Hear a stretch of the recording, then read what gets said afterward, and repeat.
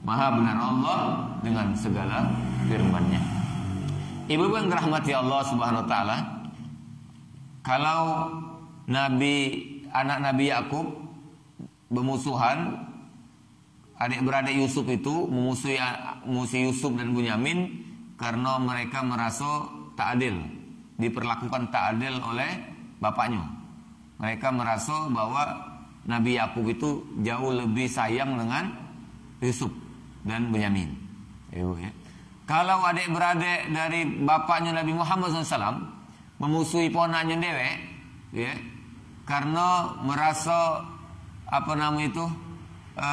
khawatir, ya, merasa gengsi mengikuti ajaran yang dibawa oleh ponakannya dewek, gengsi, ya, mamang kan, ya, nak dengarkan omongan ponakan kan masih kecil, masih muda gitu kan. Nah, jadi malu. Nah, kalau Qabil dan Habil, ya, Qabil membunuh Habil, adiknya dewek, ya, itu adalah karena rebutan wanita. Iya, kita seperti itu. Nah, Ibu Ta'ala. Nah, ini kita ceritakan asal muasal mereka bermusuhan ini karena cinta, karena rebutan seorang wanita, ya, yang akan dinikahkan oleh Nabi Adam. Masing-masing ini, dua beradik ini akan dinikahkan. Nah, Ta'ala.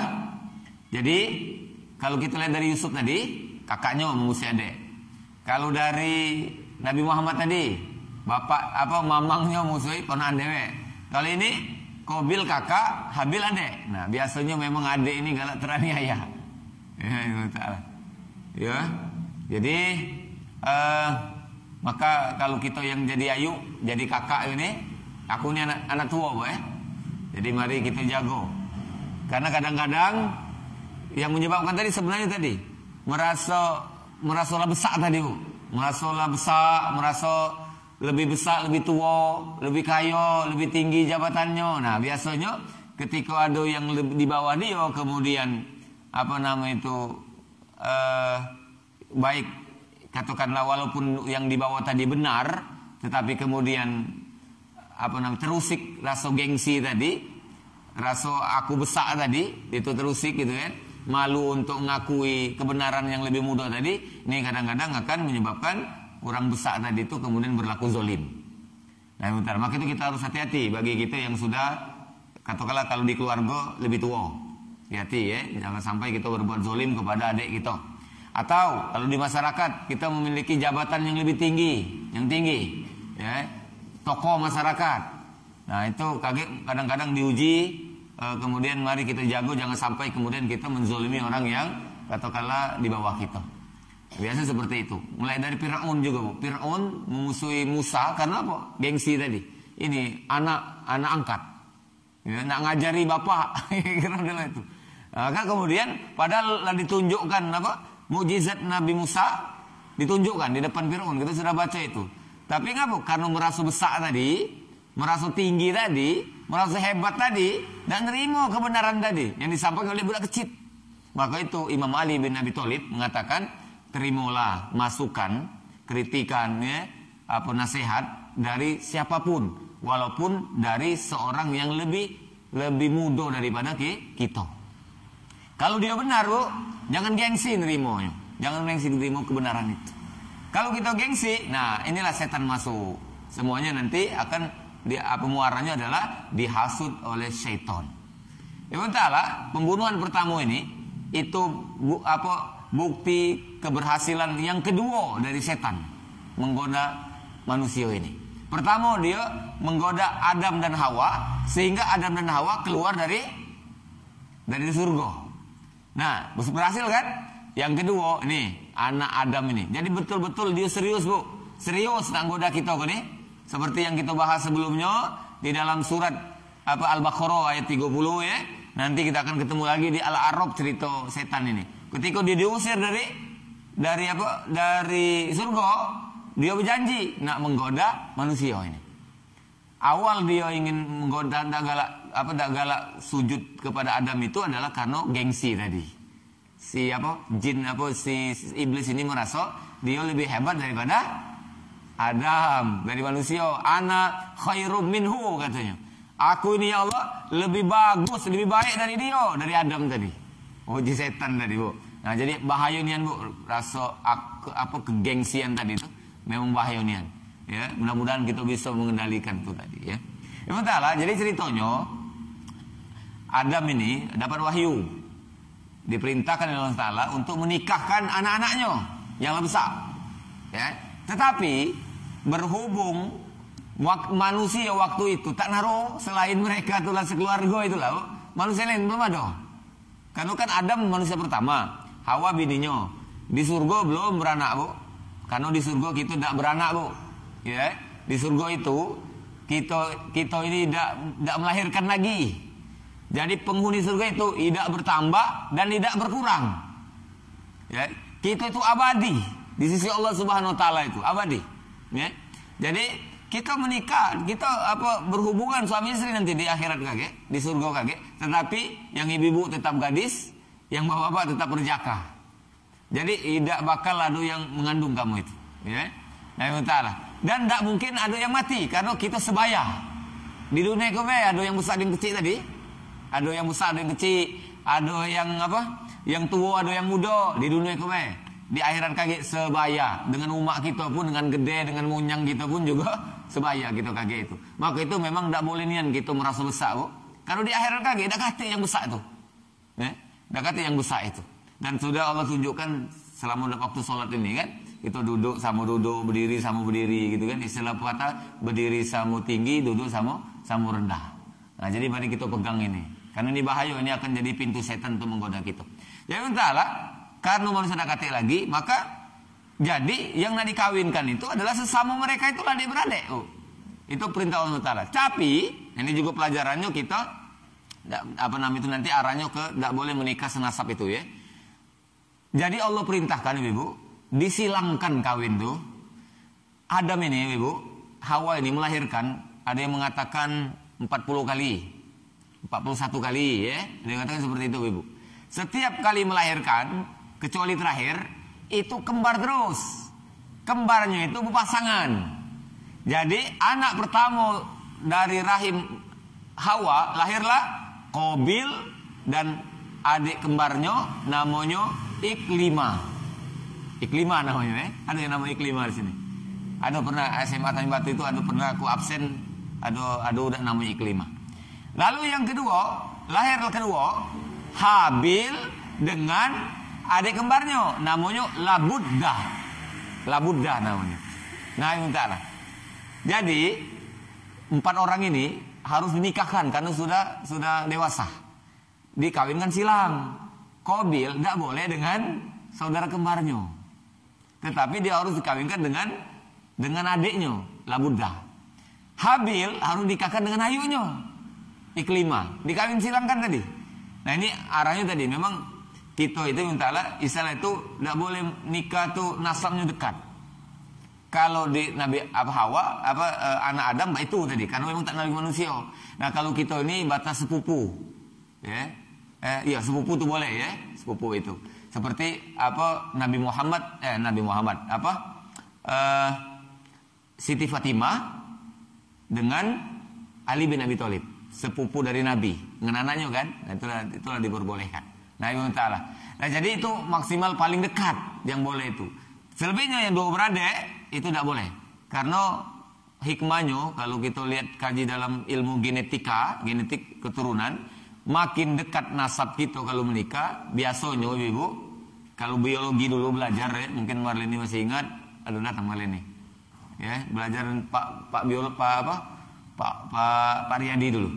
Ada namanya itu resesif dengan psikologi itu dominan.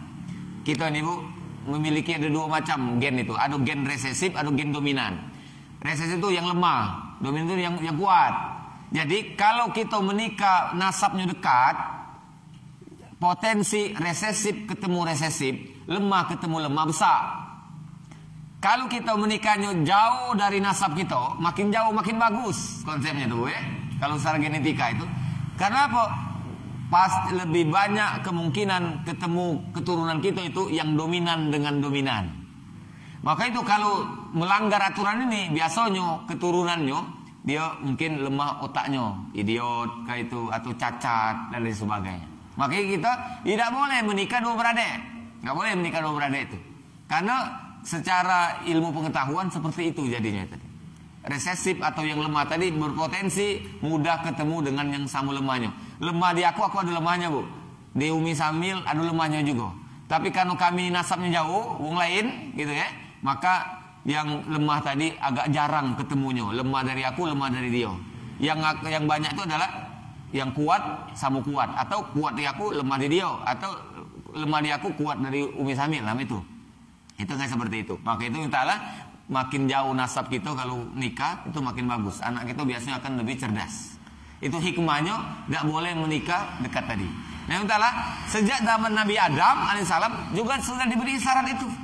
Dua beradik kembar yang dekat nian itu tidak boleh. Maka dipisahkan yang dengan itu kelahiran yang berikutnya.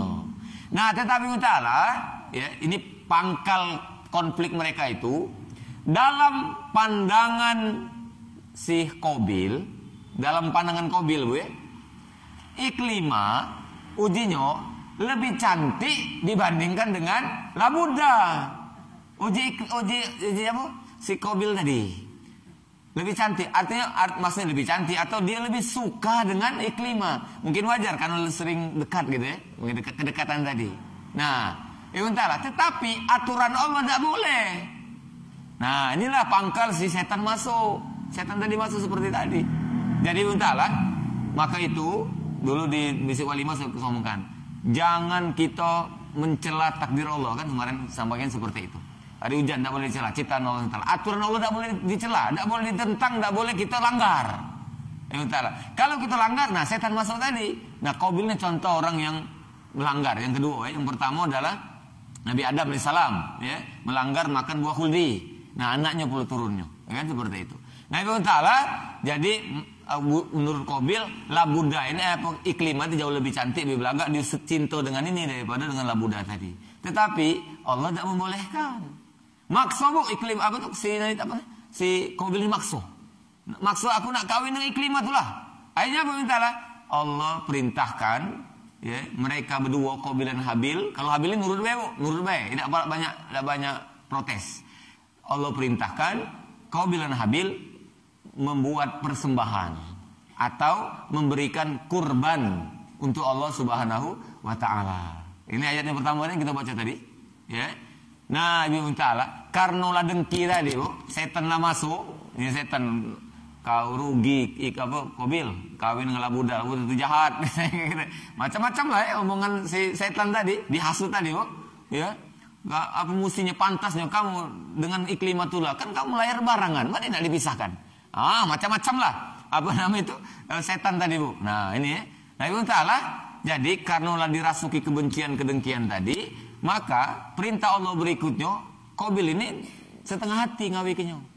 Ya, maka kemudian ketika diperintahkan berkorban, Habil berkorbannya mencari sesuatu yang paling bagus yang dia mampu. Apa yang dikorbankan, Bu? Kibas, kambing yang sehat, yang besar, gagah dikorbankan. Tetapi si Qabil, ya, persembahannya setengah-setengah hati. Apa yang disebabkannya? Sayur-sayuran. Sayuran itu yang labu usung, yang layu-layu. Nah, kangkung yang layu misalnya kan, 2 hari beli di kalangan baru dikorbankan untuk Allah Subhanahu wa taala itu. Jadi buah-buahan juga yang ini pikirnya setan tadi, yang segar kau makan. Ya, yang layu-layu baik itu kan. Nah, lah beda, Bu. Inilah yang Allah sebutkan. Akhirnya apa? Allah tidak menerima persembahan atau korban dari Qabil. Mengapa? Karena dia bukan orang yang bertakwa kepada Allah Ta'ala. Allah itu menerima korban dari orang yang bertakwa, orang yang taat kepada Allah Subhanahu wa taala. Nah, jadi dari kisah yang pernah aku baca seperti itu. Jadi Allah sebutkan tadi, tak diterima. Ini juga sebenarnya menunjukkan bahwa kan Allah izinkan perasaan tadi itu sebenarnya kalau Allah berkehendak, Ibu ya pacak baik si Qabil tadi berusaha juga yang bagus. Tetapi karena Allah menghendaki dan ini pelajaran bagi kita dan ini ujian bagi si Qabil, ternyata dia tidak lulus ujian, maka kemudian dibiarkanlah oleh Allah setan tadi menggoda dia. Sehingga kemudian yang dipersembahkan tadi itu adalah yang kurang bagus tadi. Ya Allah menerima yang bagus, ya, yang bagus, yang baik, yang bersih. Innallaha yuhibbut tawwabin wa yuhibbul mutatahhirin. Allah itu suka dengan yang bersih, yang bagus. Yang bahkan juga ada hadisnya, Allah itu indah dan Allah menyukai keindahan. Nah, kan seperti itu. Nah, jadi akhirnya Allah terima si persembahan si Habil tadi, ta'ala. Tetapi ketika diterima, dia si Qabil tadi merasa tak diterima tadi, tambah marah, Bu, tambah tak setuju dengan bapak tadi. Menuduh Nabi Adam itu tetap tak adil. Nah, segala macam tadi. Akhirnya bertengkarlah orang dua beradik tadi. Iblis datang tadi, baik kau baik, Iklimah, itu Qabil. Caranya agar kau dapat, bahkan sekarang kalau kau gawe kan dapat dua. Iklimah kau dapat, lah budak kau dapat, kau nikahi. Mama no, bunuh be si Habil tuh. Nah, kira-kira itu. Akhirnya kan, kau dapat kalau Iklimah kau baca nikahi, lah budak baca kau nikahi, dapat dua. Jadi kan, jadi bunuh be, kira-kira seperti itu. Nah, jadi bebala mereka ini di ayat Quran tadi kan, seperti itu. Akhirnya diancamlah si Habil, dan Habil orang bagus tadi, orang baik. Dia tahu membunuh itu dosa.